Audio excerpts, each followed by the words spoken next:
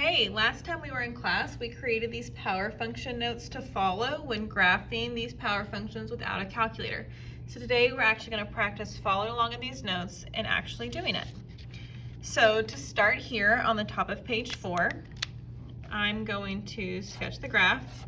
Remember, we are going to plot points 1k on each of these graphs, where k is that constant of variation, so that constant number in front of your variable. So on number 2 here, 3x to the 3/5, I'm going to go through each of these steps. So first is our exponent negative. It's a positive 3/5, so no. We have to decide, is that fraction greater than 1 or less than 1? Well, 3/5 is less than 1. That means in quadrant 1, we're going to increase slowly. Plot points 1k, so 1, k is 3. And positive 3 is in the first quadrant, so I know I'm good here. Now we have to figure out if it reflects. Now you need to check your denominator to see if there's a reflection. The denominator is 5. That's an odd number, so there is going to be a reflection. How is it going to reflect? We need to look at the numerator. I have a 3 in the numerator. That's an odd number, so it's going to reflect across the origin. So I'm going to take this same shape and reflect it across the origin. And there's our graph. The last thing we have to do is the end behavior. So we have a right side and a left side.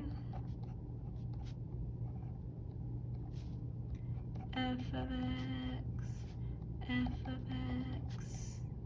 The right side is going up forever, so positive infinity. The left side is going down forever, so negative infinity. Okay, let's do number 3. So I have my graph. My exponent is not negative, and right now it's not a fraction. To make it a fraction, I'm going to put it over 1, so I can ask myself all these questions.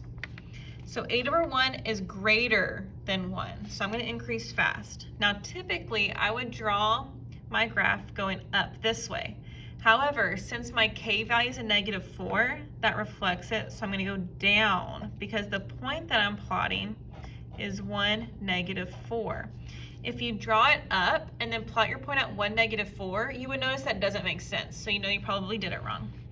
Okay, to reflect, look at our denominator. It's odd. 1's an odd number, so there is a reflection. How? 8 is even, so it's across the y-axis. Here's my y-axis, so I'm going to go across. My end behavior, they're both of those arrows are pointing down, so both of my end behaviors are going to go to negative infinity. Okay, number 4, we'll do the same thing. My exponent's not negative.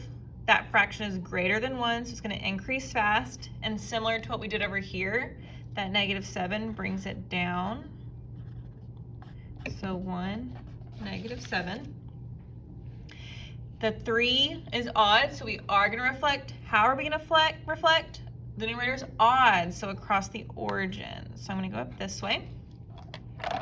So now for end behavior, I kind of have to pay attention to what is it doing on the right versus what is it doing on the left, because it's doing opposite things. So on the right side, my arrow is going down, so negative infinity. The left side, my arrow is going up, so positive infinity. Okay? Number 5 over here. Now the first question is your exponent negative? The answer to this one is yes. So if it's negative, that automatically means it's a rational function. So I'm going to plot 0.15. You got to determine how to reflect. This is 2 over 1, remember? So it is going to reflect. The numerator is even, so across the y-axis. So it's going to go right here. Now this is a little different. We haven't done end behavior of a rational function, but don't worry, I'll help you. Woohoo! Okay.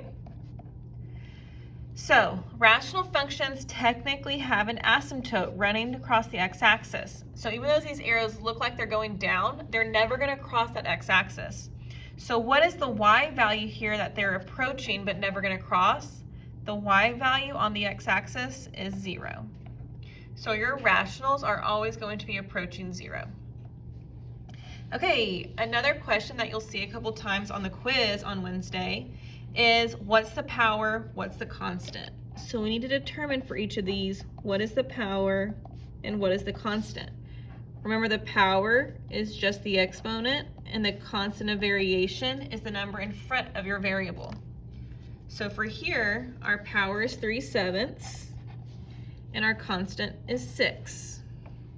Power, -6, constant 5. Power, -1/3, constant 8.